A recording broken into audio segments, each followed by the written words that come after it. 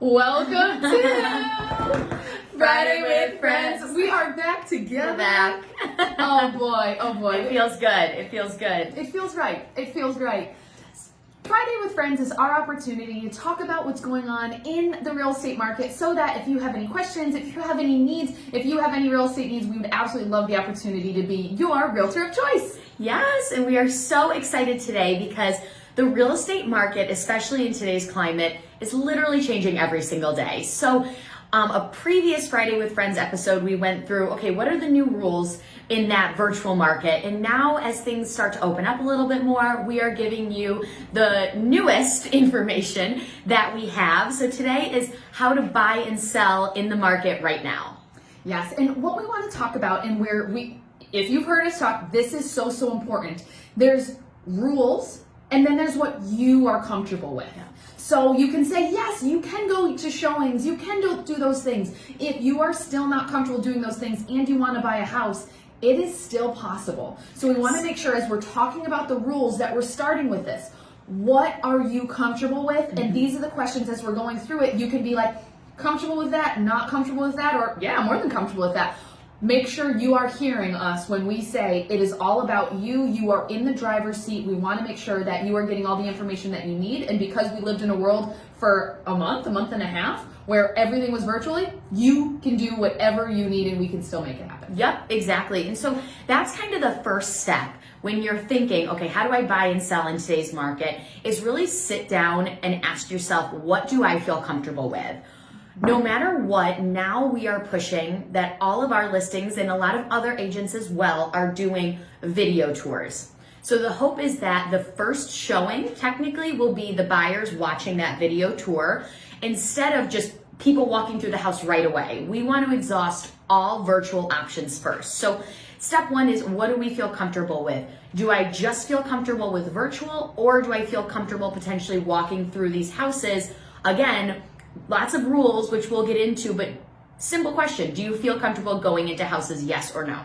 And what's been very interesting and what we have loved is from this virtual showing is, I'm sure you guys have seen it before. There's a difference between marketing and promo videos compared to the virtual showings that our team is putting together and a lot of agents are putting together for their showings as well. This isn't the, look at the great kitchen. This is, I want to see the basement. I want to see the electrical box. I want to see all of those things that typically weren't a part of a showing. So if you're just thinking, but I'm not going to be able to see enough, the goal as we are putting these together for our clients and for our sellers and looking for some of our buyers is that it is a very much a true showing so that you can then decide, instead of seeing 10 houses, we can show you these and you can decide your top few. Exactly. So that's what's really important with these virtual showings is it's not just the pretty kitchen in the backyard, it's the basement. It's the, some of these pieces that we might not normally put in, but because we want those buyers who maybe don't feel comfortable coming in person to see every square inch of that house. So we're gonna do that first. And then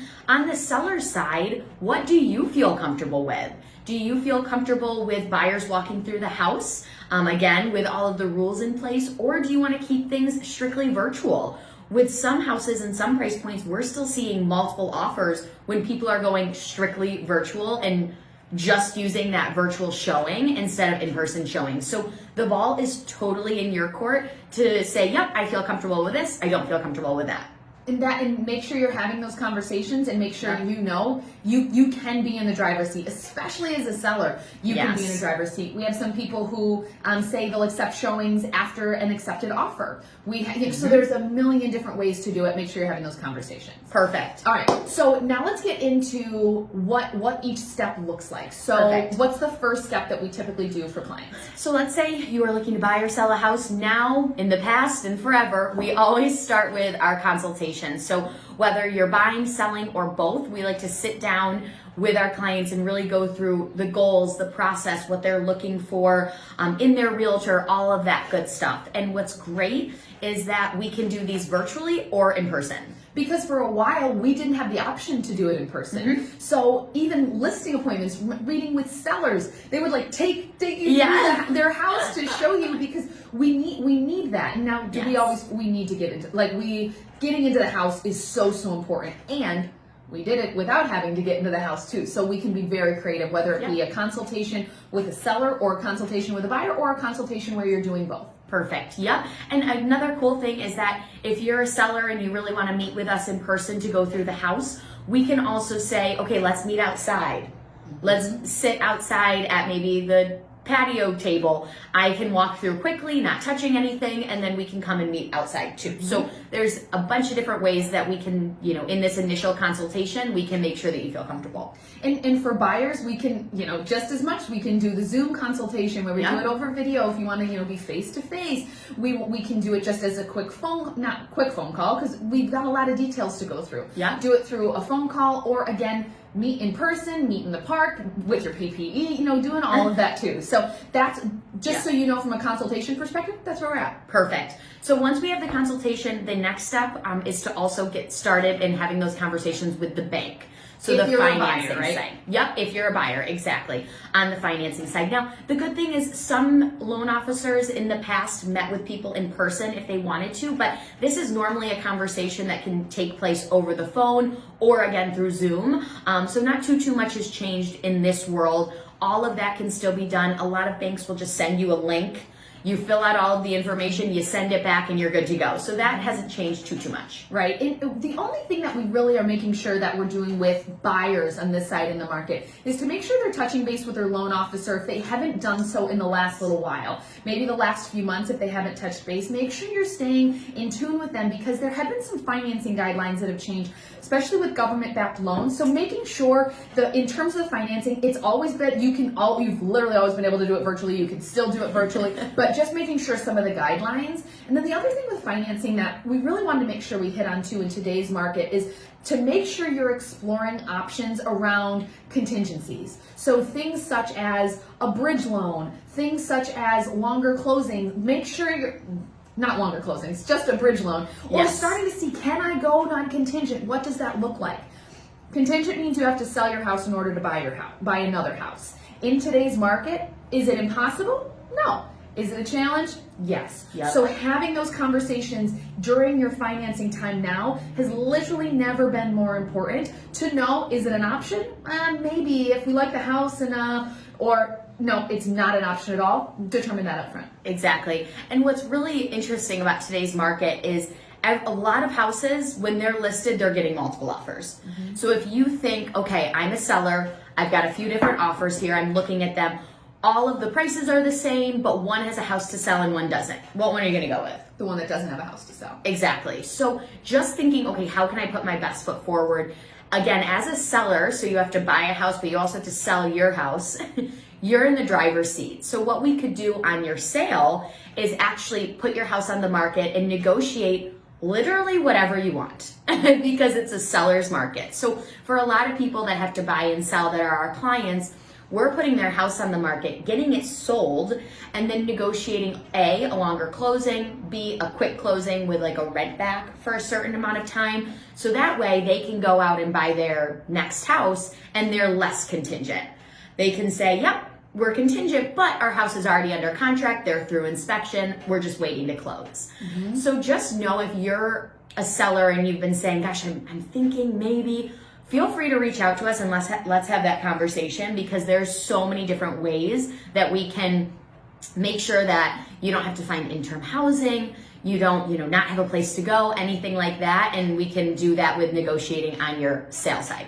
It's such a huge point, a huge point. And again, you could say, oh, price points, neighborhoods. In general, it's a seller's market almost everywhere. There are specific areas where it's not as crazy, but make sure you're having that conversation about your specific needs. Yep, and definitely bring that to us. Send us a message. Let's brainstorm different ideas, and we'll be the first one to say, this won't work, stay where you're at, but we'll also be the ones to help brainstorm creative ideas and things like that if you are looking to buy and sell. We've never had anyone homeless. Nope, you will not be our first one. You will not be our first one. Okay, all right. So after we get through that financing piece, then we're into showings, and we kind of alluded to showings a little bit, but again, I can tell you our team is definitely pushing to make sure that every single agent and every single house that's listed has a virtual tour. Yeah. Is that happening? Not always. We're pushing really hard because we believe in it. We're doing it on all of our seller listings because we know that there are buyers out there that really want to make sure that they're minimizing their contact, and as a result can do that and can do that by having a virtual showing. Now, like a marketing video, again, guys, a virtual showing that could be like almost 10 minutes long, walking through. It doesn't have to be professional. It could be an iPhone. Like that's what we've been talking about with these virtual showings. In terms of the seller is leading the way to say, I want booties on. This is, extra PPE. Whatever the seller wants is what we, as the buyers, are doing to go in, as long as those buyers feel comfortable abiding by that. Exactly. So there's a few rules that have been kind of dictated by New York State. So we do have to exhaust all those virtual options first. Unoccupied showings, basically meaning if a seller is currently living in the house, they cannot be there. Everyone has to wear those masks, face coverings, really only touching essential surfaces. So doorknobs, things like that, but not opening up every cabinet and opening up every drawer, really just touching what you need to. As a seller, we're also, on the seller side, what we're recommending is leave all the bedroom doors open, leave all the doors open so just there's that limited amount of contact. Also no overlapping showings, things like that, just to limit the amount of people inside the house at one time and having everybody protected in that way. And I don't know how legal this is because there's got to be something with families, but we are saying the young children. Now, I've got kids. If you got New York State rules. New York State rules, okay? But what they are saying is in terms of bringing kids to showings, because we can't monitor that, to be ultra aware when you are at a showing with bringing additional family members. Just trying to make it as the decision makers, and those are the people that have to go through. Exactly. And then what else we're doing for our sellers and for our buyers is anytime buyers are going into houses or sellers are allowing people in their house, we are doing a quick questionnaire every day that says, have you been tested positive? Do you know anyone that's been tested positive? Do you have a fever? All of those New York State required questions have to be answered as well. I love it. I love it. And kind of a quick rundown. The quick rundown. Okay, and so that's showings. Yep. Now open houses. And you could say, open houses, why? We don't need to be doing open houses. Well, the open house is someone who maybe isn't 100% serious about bringing an agent into their world, and they may just want to stop by and see the house. How do we do that? We set it up in the exact same way that we do with the showings to make sure that it is as clean as possible, that everyone feels as comfortable as possible, and the seller is feeling comfortable as possible. So it's only one party through at a time. So if you show up to an open house, you're probably going to see some signage. We have signage. We have it. Hey, if the door's locked, someone's inside. Otherwise, we'll have the door open and you can go in. There's been open houses where people they just have to wait outside in socially distanced areas. Are they possible? Yes. When you are going through an open house, please, please, please just make sure that you are listening and following so that everyone feels comfortable, so that we can have that buyer that wants to go through be able to come through, and just being patient and going through that process. Exactly. So open houses, the real big rule is just one party through at each time. Everyone else does have to wait outside. So we've got all of the different pieces in place there if we are doing open houses for our sellers to make sure that everyone's following the rules, but we're getting that extra marketing in and those extra people through the house. Yes. All right. Okay, all right. So, Abby, we've gone through to the point where consult, financing, showings, opens, all the things. Now we're getting to the contract to close, period. So this is going to be, we write an offer, we get it accepted, woohoo! Now we got to get it to the closing table. So the first step after we get an accepted offer is really an inspection. Now, this has been something that's been changing every week, every few days as well. It used to be that just the inspector could be there. Now they have opened that up. The seller has to be gone. It can just be the licensed inspector and the buyers and the buyer's agent there. Again, everyone wearing their appropriate masks and PPE. Yep. So that's inspections. And I will say, what we didn't hit on was multiple offers. So what's happening is with these contract to close, some of these terms look a little different based on the offer. So our next Fridays with Friends episode is going to be how to win in multiple offers. And I'm going to be interviewing Abby as the listing agent to say, listen, she's seen properties that have 10s, 20s offers, like crazy amounts of offers. She's seen it all. She knows the agents. She knows the the offers and what the terms look like that her buyers like. And so we'll give you some insight on that. Oh my gosh, a little cliffhanger there. So that'll be in 2 weeks. So Perfect. That's inspection. In terms of appraisals, you as a buyer have ordered from the bank to verify that the house is worth what it's worth so that they'll loan you the money. The appraiser typically walks through a house, takes photos, looks at things, measures things, does all the things. Right now, there are different stipulations and different rules where sometimes you can have an appraiser perform an appraisal by driving by the property. You can have an appraisal done from the computer. They are getting and it all depends. It depends on the bank. It depends on the appraiser. It depends on the qualifications of the buyer. But it's crazy. It's absolutely crazy. But it's made it so that there wasn't any hang up to say, listen, we've gotten the property. It's just the bank that's holding us up. And the bank says, listen, we feel confident enough in the price point of this house that we value it at this amount and we will give that loan. So that's a really cool kind of crazy thing that we didn't really see coming from the appraisal standpoint. Exactly. And a lot of times they might still need to get into the house. Yes. And if that's the case, I would say probably most times they're still walking through. A lot of banks do have those other virtual options. If they are walking through though, as let's say from a seller's perspective, again, leaving all the doors open, lights on, all of that good stuff so they can really just walk through without touching too much in the house.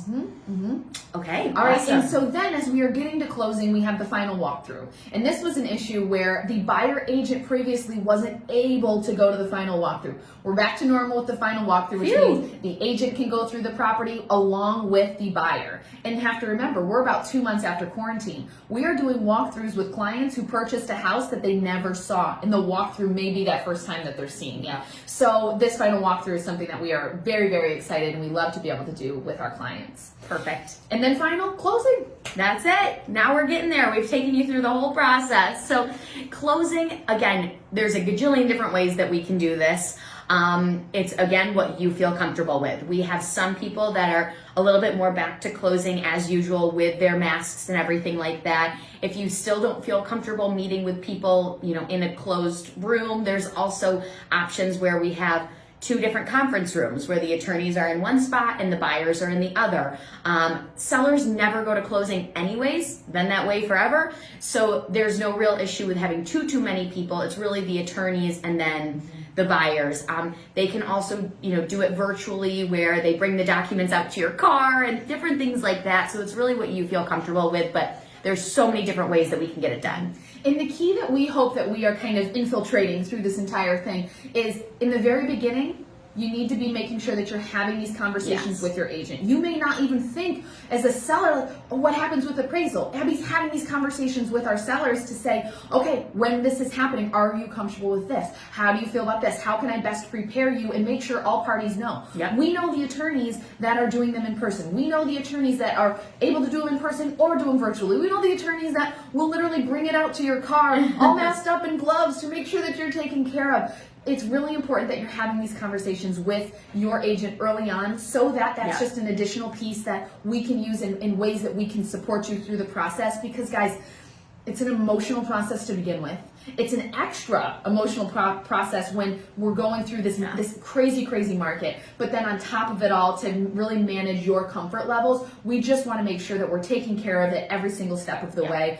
Because, like Abby's saying, the market's changing constantly, and all we can really do is make sure that you're as comfortable and as educated as possible. Yes, exactly. And that's the overarching theme here is that we are here to serve our clients the best that we can and also making sure that they feel comfortable every step of the way. And this is a very exciting purchase in your life, and we want to make it as seamless as possible. So that is today's update on how to buy and sell in today's market. Thanks for tuning in to Friday with Friends.